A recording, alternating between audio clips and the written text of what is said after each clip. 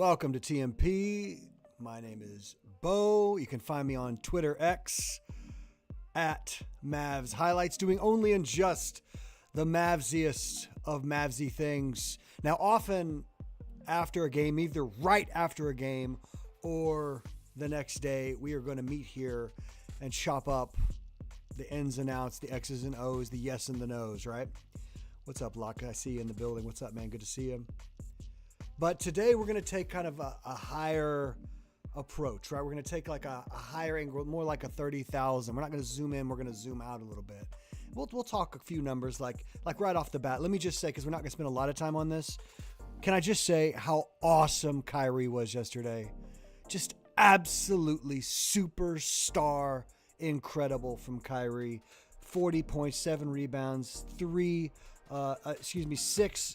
6 threes out of 6 from 12, made all 6 of his free throws. Now the huge glaring pimple on that beautiful face of a game was 7 turnovers.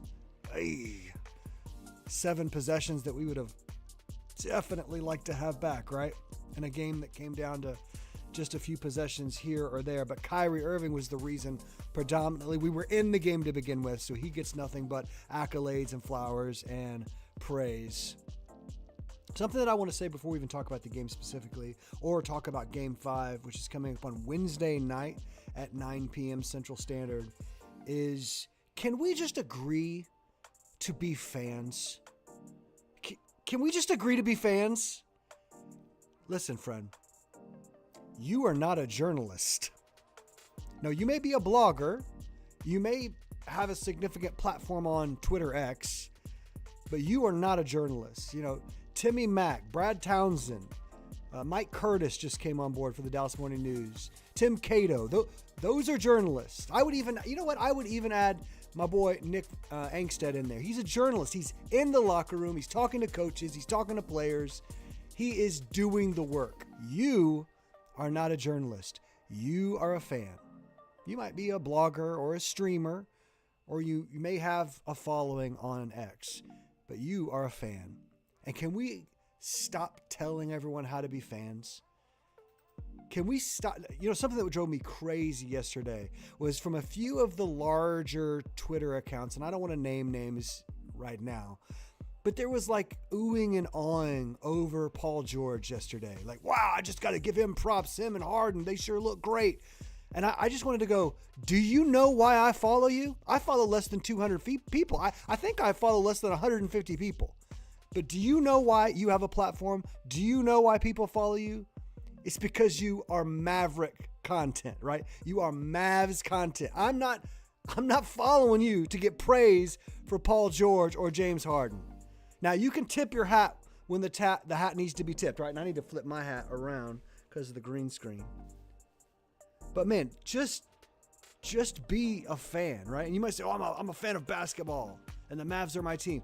Golly, I just got to tell you, the magnanimous kind of thing of like, well, I've got to give flowers to everybody. Be a Mavs fan. Just be a Mavs fan. I'm not going to do this all the time, but I checked in after the fact on Slightly Biased's live stream, and that man looked like he was about to jump out of a window. And I was like, Mavs fan. Like, he was so I don't know if Slightly will ever see this, but he looked like he was in a bad way. He was like the physical representation of all of us in that moment. All Mavs fans felt like Slightly looked. Now, he composed himself when he got on the podcast with Nick, the Locked On Pod and all that. But man, he was so down, and I was like, thank you. A true, pure fan. Not someone trying to tell me that I need to praise Paul George or, boy, James Harden sure is awesome. Like, no, not the time for tipping the cap is at the end of the series. Hopefully, as the Mavs dismiss the Clippers, right, from the playoffs. But not right now. Were they hitting some spectacular shots? Of course. But I follow you to help me on my Mavericks journey. I follow you to help me be a Mavs fan, not to praise the other team when they are going absolutely bonkers supernova all over us. Just be a fan. And just, I just want to say this because I bear these guys and gals no ill will. Just remember, when you're following people online who are Mavs employees, they literally cannot be critical of the team. Now, they can acknowledge statistical anomalies like, well, he usually shoots better than this, or in the past, Coach Kidd has done things like that. But they literally, for the sake of their paycheck, cannot be actually critical. So just remember that. And don't hold them to the same kind of standard you would a journalist or something like that. Like they have put themselves in the employment of the Mavericks. And with that comes the money and comes the access, but also comes some restrictions, right? And so just forgive them of that. But also, you know, it's like when you go into a car dealership, you know the person that approaches you is trying to sell you a car, right? Like they may be really friendly and seem really interested in all your stories, but they are trying to sell you a car, my friend. And you need to understand that. And they're like, I love like the two that jump to mind are like Bobby and Isaac. I love those guys, but I'm promising you, they cannot say everything they would like to say. They have to operate within the strictures of their contractual agreements. And I don't hold them any ill will for that. But just as Mavs fans, we need to understand what we're getting from those accounts can be amazing access and really great statistical data and really informed basketball opinions, but you're not going to get the critical opinions there. And I hold them no ill will for that at all. All right, so for the series through 4 games, both teams are shooting roughly the same from the field. Did you know that overall? I think the Clippers are shooting 45.6 or something like that. And the Mavericks are shooting 44% from the field over the series. It's really, really close. Oh, that makes sense. The series is tied 2-2, right? But the Clippers are shooting 43% from 3, while the Mavs are shooting under 33% from 3. So a 10% divide. A 10% divide just in the two teams' three-point shooting. And so let's just acknowledge a few extra things here before I go to you guys in a second. Yeah, no Derek Lively in the fourth. I thought that was like a catastrophic mistake. I thought Derek Lively was really solid in the third quarter.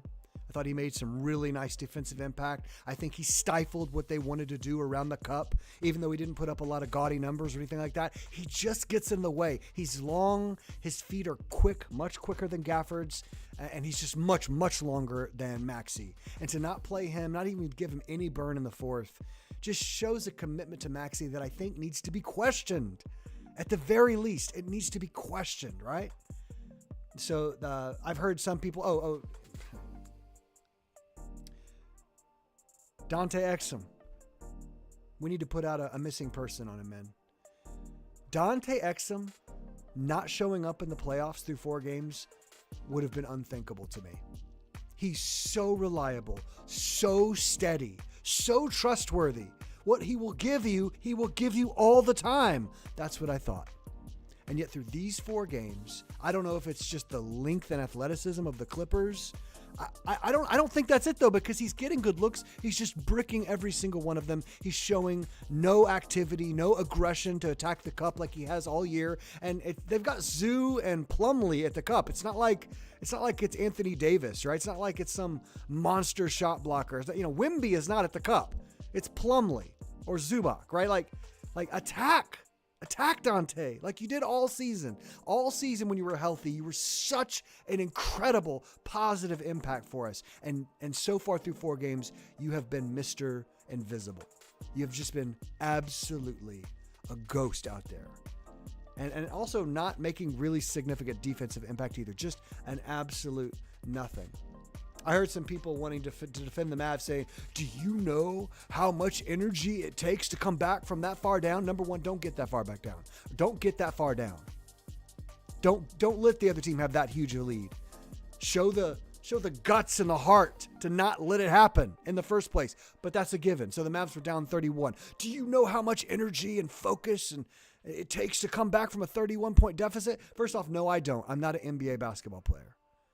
But I know this. The Mavs did it. They came all the way back and they took the lead. So this whole mindset of they were down 31, you can't hold it against them that they couldn't finish it out. Man, I just want to tell you, That is loser talk. That's loser energy right there. If your thought is they had too high of a hill to climb to be able to plant the flag at the end of the game, to be able to finish the job, they just had to exert too much energy, that's the way losers think. And I know that's like coach speak or something like that, but I'm just telling you, like, that is not a winning mindset. And I know there's something to it. Of course, they had to exert an incredible amount of focus and energy to come back. Absolutely. But the idea that they just didn't have any left, I would say, heck no. That is not a winning mentality. That's the nicest way I can say it. That is not a winning mentality to think like that. Now, here's the thing. PSA to Coach Jason Kidd. If you stop guarding James Harden, he will make endless floaters right in your face. If you dare James Harden to make wide open floaters, he will make them at an insanely high clip. If you let him shoot open floaters because the man guarding him is injured, is hurt. We'll talk about Luka in a second. But if you're not going to have anyone in the paint to meet him or at least challenge the shot, you are going to lose almost all your games. Almost all your games, Coach Kidd. I hope that you heard the roasting you took online when you said, well, we just would rather him take floaters than threes. Come on, man. This is a former MVP of the league. One of, not a fan at all, by the way, one of the greatest offensive players of his generation and statistically of all time. You can't just give him open paint floater after open paint floater. That is not going to cut it. That's not going to cut it at all. All right.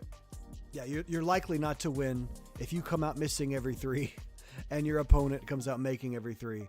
And I know this is unfair, but let's talk about Luka. Luka's hurt. Luka's injured, hurt. I know people use those two words differently. At the very least, he is hurt. He is hobbled. We're getting what, like 70% of him or something like that? Like what? I don't even know. But the guy can't make a bucket. He looks indecisive. He's nervous about challenging Zubac and Plumlee. Like, he regularly beats man who, by the way, is clinging to him as if his fingers were made out of claws and not getting fouled out. Like, I swear, if Terrence Mann guarded Anthony Edwards or SGA the way he's guarding Luka Doncic, he would foul out in less than 15 minutes. They would just go whistle, whistle, whistle, whistle. You can't grab a guy's shorts. You can't pull his shoulder back. You cannot play basketball that way, Terrence.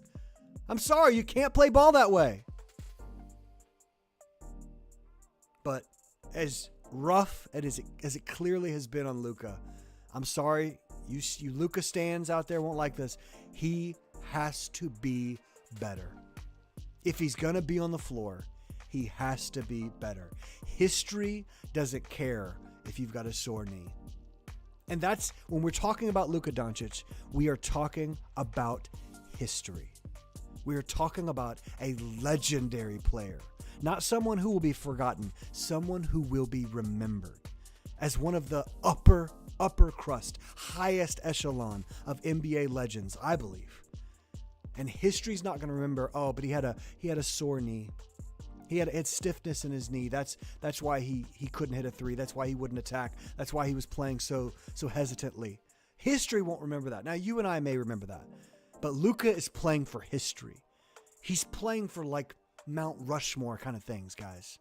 So let's expect more. Let's ask more. Is he giving his all? What else can you give, Luka? Can you give any more? As long as the medical team says he's not going to damage his knee or blow up a tendon or something like that, as long as they're giving him the green light to be out there, if it's just soreness or pain he's fighting through, I need more. MVP Luka Doncic. My MVP. I need more from Luka. And you might say that's not fair. Life's not fair. He's one of the 2 or 3 greatest players in the world, and we need him to show it. And so far through 4 games, he has not shown it. Now, it's unlikely, though clearly not impossible, that the Clippers will ever shoot the rest of this series like they have so far, especially in games 1 and game 4. They were absolutely insane. In game 1, they shot 50% from 3, And then they lost game 2 and 3. And then they came in game 4 and shot 62% from 3. The fact that we had a chance to win this game is bonkers, is crazy. 62% from 3. And they didn't win it by 31? Like that's some fodder right there for Coach Ty Lue to destroy his team. Guys, you had epic level shooting and still let them take a lead in the 4th. Woo. Okay, so I asked some of you guys, what's one adjustment you would make? Let's see here. What did you guys say?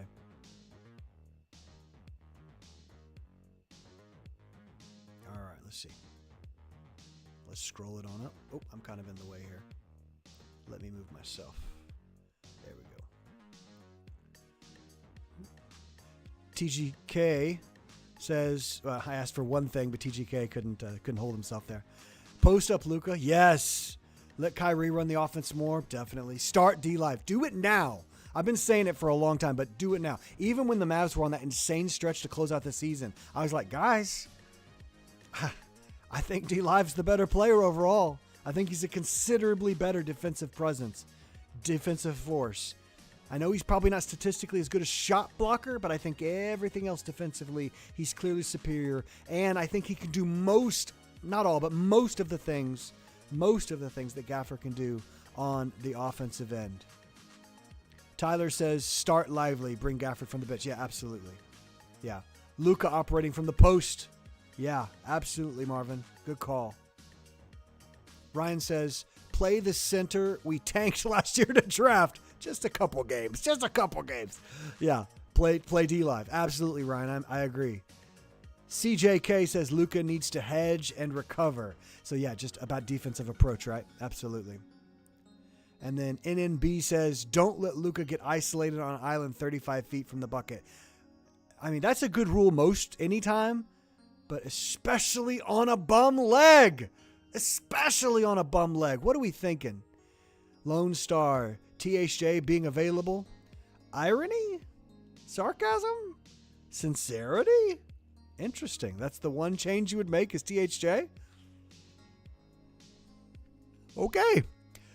6-1 says, start Lively. Keep the Gafford minutes at a minimum, if any. Oh, if any. Yeah, this has not been his series. I really think he will perform better against kind of almost any other Western Conference team.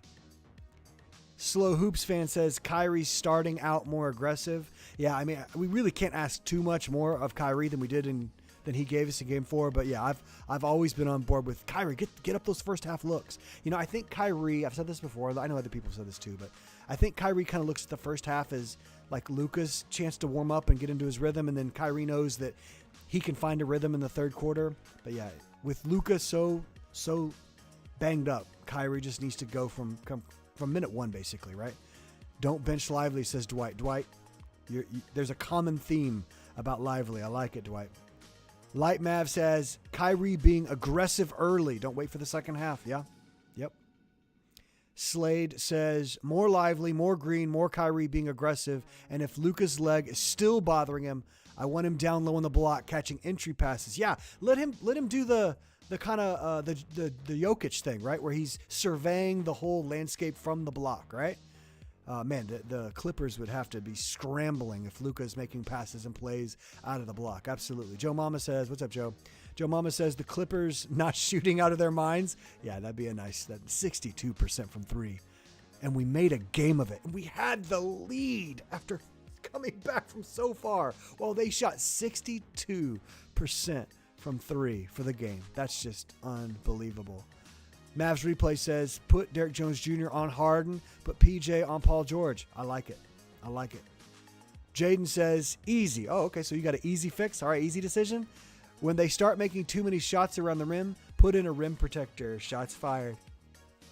Shots fired at one Coach Kidd there about the fourth quarter in action.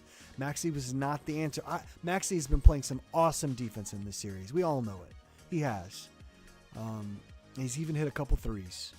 But he was not the answer, and Kidd didn't move away. Kidd didn't adjust. I've seen some criticism I've seen some criticism of kids' inability to make adjustments. I think JJ Redick talked about that on his pod. Ryan says, just tell your listeners that I'm very confident that we will win the series. 2 really bad quarters led to our 2 losses. Silver lining, Ryan. Thank you, Ryan. Not wrong either. Our guys are good enough to fix this. I like that, Ryan. I hope you are right. I believe you are. I know that they can. I believe that they will, right? Let's have some faith in Luka. Buck says more Luka post-ups. Absolutely. Absolutely. No God, no peace says let Kyrie carry and give Lively more minutes. A lot of common themes here, guys. I like what we're thinking. I like that we're kind of all on the same track, except for that one THJ comment. P1 Tobin says more 2-point attempts and defend the 3 without falling for the Harden kick out. That is suddenly a leg kick out. Yeah, that's legal again. Yeah, isn't that funny? Isn't that just great timing? Bandez Lewis says Luka breakout for Game 5. Oh, from your lips to God's ears, man. We need a Luka breakout game. The problem is he looks so hampered. He looks hurt. Not just sore. He looks hurt. He looks like he's playing on 1.5 legs. So, man, if he could break out, if anyone can, he can. Let's say it like that. If anyone can, he can. Closing it out with Benjamin. Want Luka to hit at least 35% of his threes. That opens up things for everyone. I completely agree. Completely agree. Yeah. So what we got to do here, guys, is we got to just say our prayers. We got to think our happy thoughts. Got to show acts of kindness. Got to will these guys to a win in Game 5 on Wednesday night. They can do it. The series is 2-2. It's up in the air. We gotta get Luka feeling better. We gotta get Luka playing like himself. We gotta get Luka a Luka game. I've been calling it for 2 games now. I've been wrong. I've been calling a Luka game for 2 games. I'm gonna keep calling it. I'm rolling the dice again. I'm putting my faith in Luka Doncic. Luka game, Game 5. Mavs go up 3-2. Bring the series back to Dallas to close it out in Game 6. Do you believe it? Go Mavs.